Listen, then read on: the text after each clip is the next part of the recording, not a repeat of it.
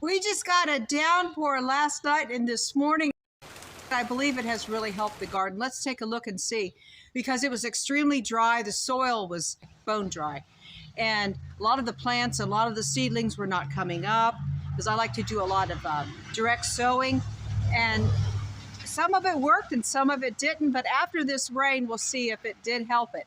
And I would encourage you, if you have a garden and you have a YouTube channel, to go ahead and document your garden and the progress that you're making, and I would love to see it. So here's a garden that really needed the rain, and the Sweet William's taken off very well here, and we have some Dutch irises. The purple Dutch iris is my favorite, of course.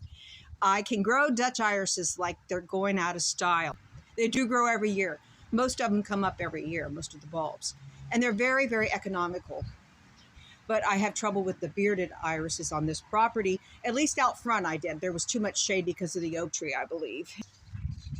I have a new plant here, a couple new plants, yeah.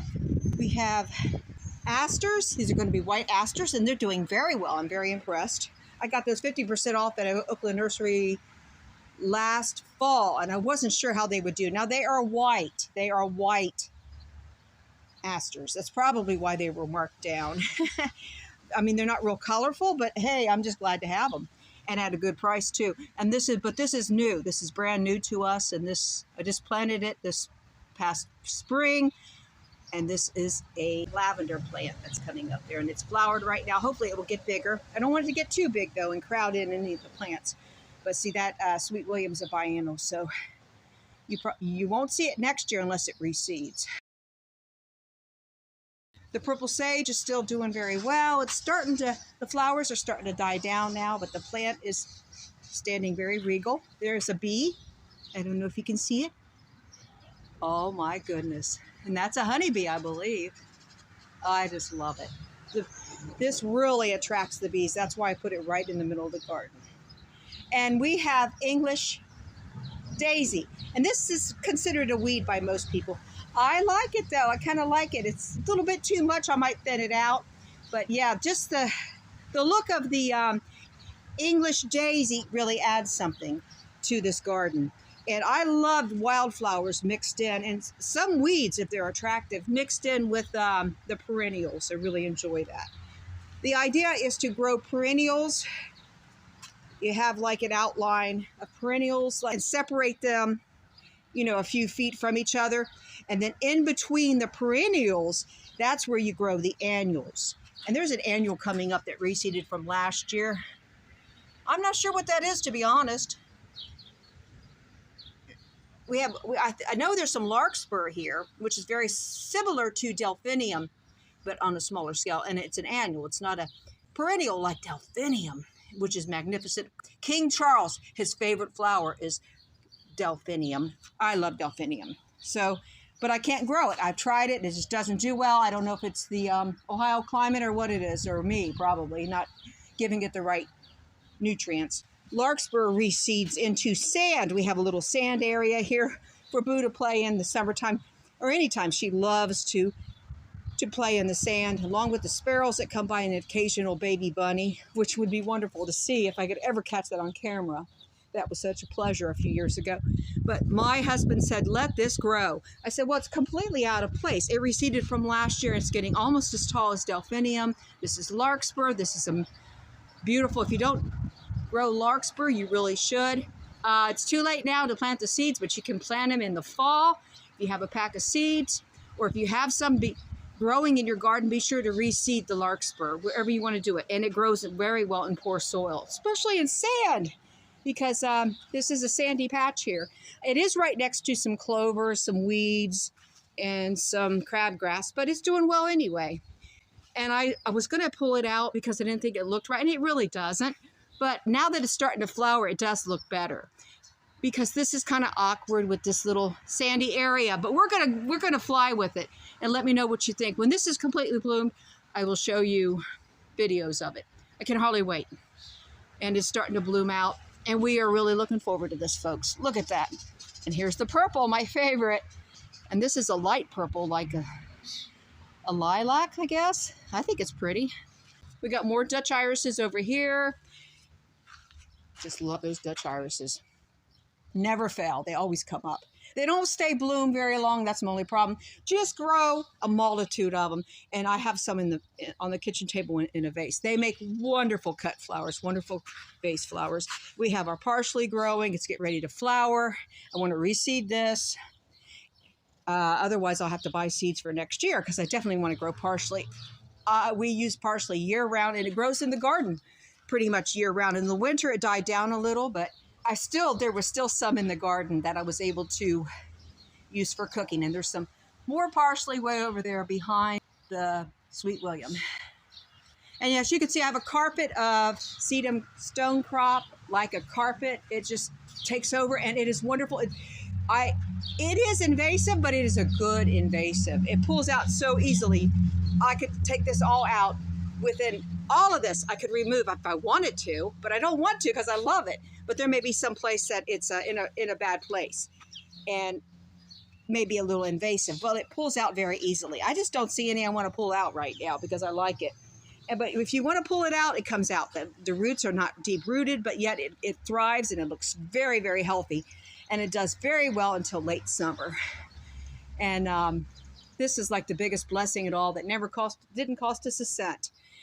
Somehow ended up over here. We don't know how exactly, but I used to have it at a garden where when I had my own house several years ago. And we're thinking somehow I transported it over here. Danny thinks because I had a pair of garden shoes on one time when I came over here, that I may have transported it over. I don't know. It's confusing to me, but we're so glad it's here and it's more than welcomed. But what isn't welcomed is the garlic chives.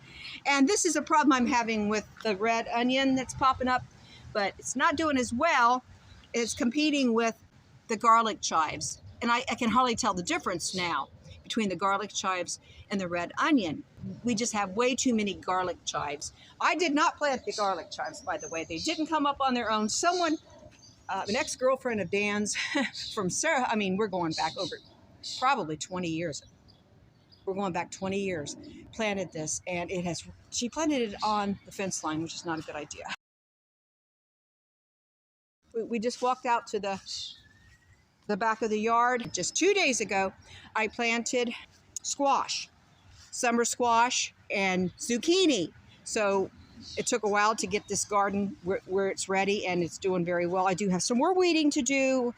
I have some more. I want to extend this further because I want to grow some winter squash also, and possibly some pumpkins in front of 2 rows of corn. So I have some tilling to do. We have the bags of soil. We were at Oakland Nursery yesterday. I'm so glad my husband came along and I got that extra 10% off. But we got bags of soil to work with.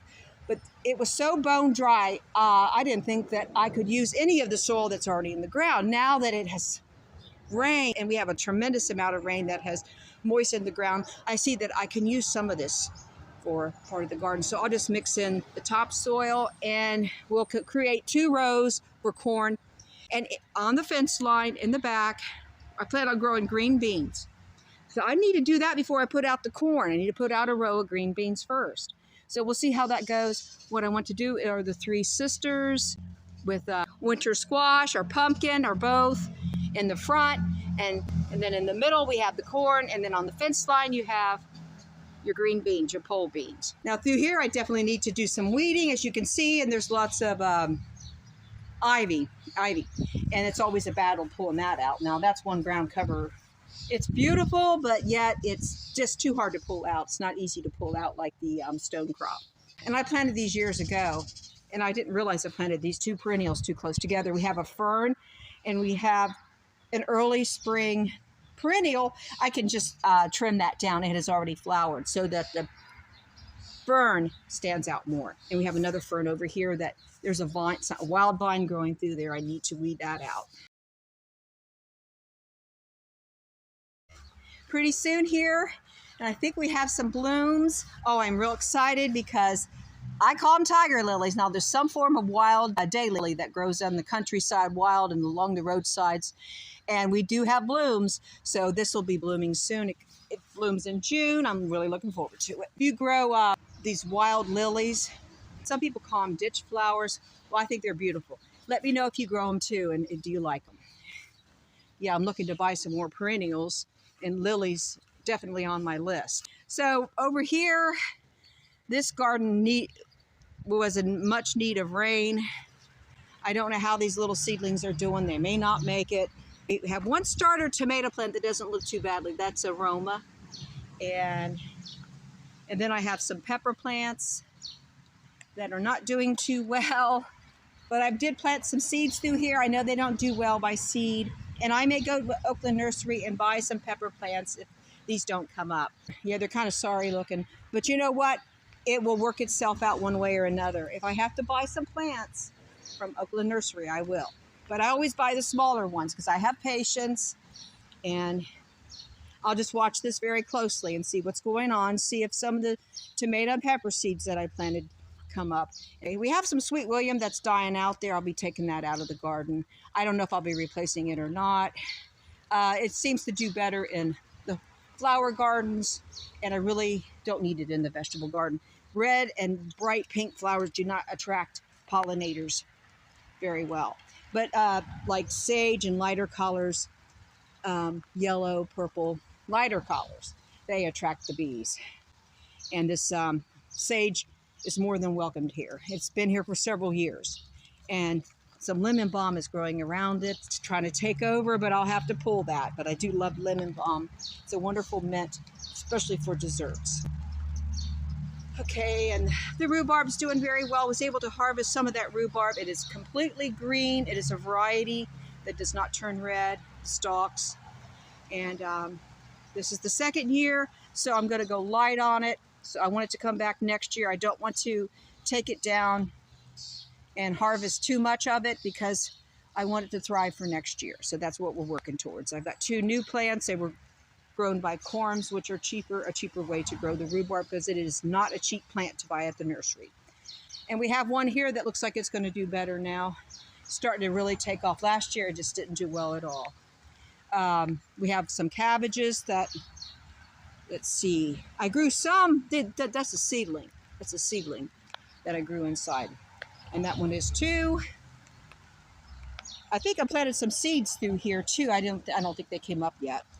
If they did, that may have been a seedling, and it's not doing well. It looks like it died. But I've got cabbage plant that's growing very close to a rhubarb. It doesn't seem to bother it at all. It seems like it's doing fine. But I know they may fight for nutrients at some point. So this cabbages were from the nursery, and they didn't cost very much. I got a good deal on them. So we're growing cabbage this year, and we are growing broccoli. As you can see, we have some broccoli here. These were just 3 that I bought from the nursery. This little one I transplanted. It was over here too close to a potato plant, but the plant had not came up yet. So I wasn't sure the plant was going to be positioned so close to the broccoli. And I should have just planted it here, but I planted some seeds through here. I think that's one seedling that came up right there. I wanted to make sure that it had plenty of room, but I didn't realize it was going to be planted so close to potatoes. So since I transplanted it, it's like it stunted its growth or something. So I am concerned about that. This is the back of the house, and here we have the kitchen window, and I look out of that window while I'm washing dishes. So it's nice to have a view of wildflowers growing there, and that's what I'm looking forward to. Put up this little fencing, little cheap fencing I have here. I had just said the birds and squirrels are staying out of it now that I put up the fencing. And I saw a squirrel trying to dig for one of my gladiolas. He was just here a moment ago and I had to run him off. I wasn't too happy, but I see that he did uproot one of my zinnias. These are zinnia seedlings. They came up, and I only planted this, I believe it was a week or week and a half ago. Okay, I'm trying to keep out the critters. It's not that easy though, is it? Let me know what tactics you use, what barriers you used for keeping the squirrels and rabbits and deer away. Oh, we do have one gladiola that came up. I believe it's a yellow one. This was planted a couple weeks ago. Looking pretty good.